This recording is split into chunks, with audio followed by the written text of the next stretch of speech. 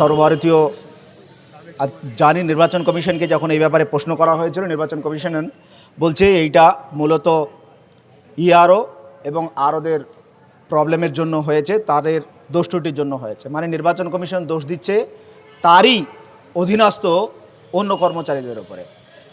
ERO যারা আছে তারা কাদের দোষ দিচ্ছে? তারা বলছে বিএলওদের দোষ। ফলে একে অপরের দোষারোপ চলছে। আর এখানকার যে 60 লক্ষ মানুষ তাদেরকে আন্ডার অ্যাডজুডিকেশন করে দেওয়া হয়েছে, তাদের যে দুরবস্থা হতে চলেছে, তাদেরকে বেনাগরিক করার যে পরিকল্পনা করা হয়েছে, সেই পরিকল্পনা নিয়ে তারা মুখে কুলু পেটেছে, তাদের কোনো বক্তব্য নেই।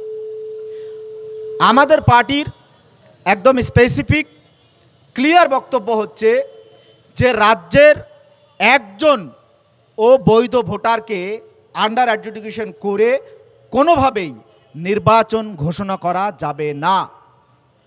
এই দাবির সঙ্গে রাজ্যের একাধিক পলিটিক্যাল পার্টি আজকে একমত হয়েছে, যারা নির্বাচনে অংশগ্রহণ করবে। এতগুলো পলিটিক্যাল পার্টি আজকে একই দাবির সঙ্গে একমত হয়েছে। তারপরেও যদি নির্বাচন কমিশন নির্বাচন ঘোষণা করে, তাহলে আমরা এটা বুঝব যে অবশ্যই নির্বাচন কমিশন বিজেপির রাজনৈতিক টুল হিসাবে আজকে কাজ করছে, বিজেপির রাজনৈতিক যন্ত্র হিসাবে আজকে নির্বাচন কমিশন কাজ করছে। যদি না করত, তাহলে এই রকম যে লজিক্যাল ডিসক্রিপেন্সির নামে যে মানুষকে হয়রানি করা হয়েছে, সেটা হতো না। এরা বাংলার কালচার বোঝে না, এরা বাংলার সংস্কৃতি বোঝে না। আমরা জানি মুখার্জি ইংরেজিতে বলি, আমরা বাংলায় মুখোপাধ্যায় বলি, ব্যানার্জি ইংরেজিতে বলি, বাংলায় বন্দ্যোপাধ্যায় বলি। ভোটার লিস্টে 2002-এ তোমার নাম বন্দ্যোপাধ্যায় ছিল, আর 2025-এ কেন ব্যানার্জি হয়েছে বলে তাকে লাইনে দাঁড় করানো হয়েছে। রাজ্যের 5 জন বিধায়ককে আন্ডার অ্যাডজুডিকেশন করা হয়েছে। আমরা জানি আমাদের রাজ্যের কালচার এরকম আছে যে মেয়েরা বিয়ের আগে তার সারনেম এক থাকে, বিয়ের পরে তার সারনেম এক হয়ে যায়।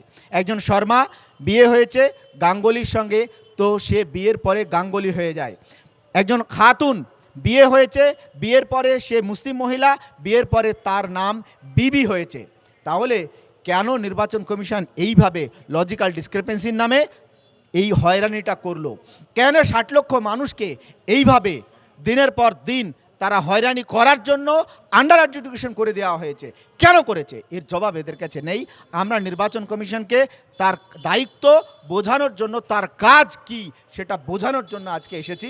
আমরা এখন নির্বাচন কমিশনের কাছে, মুখ্য নির্বাচন কমিশনের অফিসে যাব। উনি থাকলে ভালো, না থাকলে যিনি চার্জে থাকবে তাকে তার দায়িত্ব বোঝাবো, বুঝিয়ে আসবো। ধন্যবাদ।